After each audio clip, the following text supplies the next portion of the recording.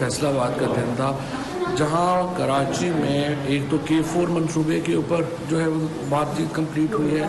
और दूसरा जो हब केनाल है वो प्रोजेक्ट जो है उसके ऊपर बातचीत हुई है और फैसलाबाद में वाटर ट्रीटमेंट प्लांट जो है उसके ऊपर गुफ्तगू जो है वो मुकम्मल हुई है। इसके बाद वज़ीर-ए-आज़म अब से थोड़ी देर के बाद जा रहे हैं प्रेसिडेंट शी ने जो ज़ोराना दिया है हेड्स ऑफ स्टेट के लिए उसकी तरफ जा रहे हैं और फिर शाम को वज़ीर-ए-आज़म की मुलाकात होगी अक़वाम मुत्तहिदा के सेक्रेटरी जनरल से, उज़्बेकिस्तान के सदर से और चीन के वज़ीर-ए-आज़म से। कल जैसा कि आपने देखा कि जो ओलंपिक्स की जो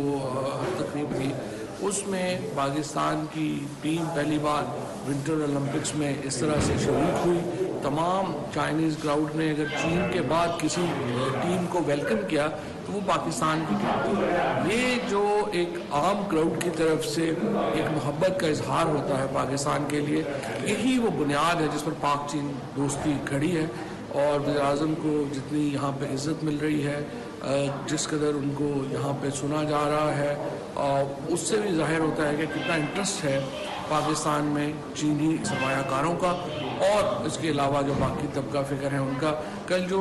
थिंक टैंक से प्राइम मिनिस्टर की मुलाकात हुई वो भी बहुत अहम थी, जिसमें वज़ीर-ए-आज़म ने इस बात के ऊपर ज़ोर दिया कि दुनिया एक और कोल्ड वॉर की मुतहम्मिल नहीं हो सकती और किस तरह से हमें इसमें आगे बढ़ना है और पाकिस्तान अपनी किरदार अदा करने को तैयार है अमेरिका और चीन के इस कॉन्फ्लिक्ट में। कल जब प्रेसिडेंट शी से उनकी मुलाकात होगी जो कि उनकी वन-ऑन-वन मुलाकात होगी, आज ज़ोराने पे बाकी सरबराहान के साथ मुलाकात होगी, उसमें चीन पाकिस्तान के जो मुस्तक़बिल के ताल्लुकात हैं उसके ऊपर मज़ीद गुफ्तगू होगी और आज वज़ीर-ए-आज़म से जो हमारी इकनॉमिक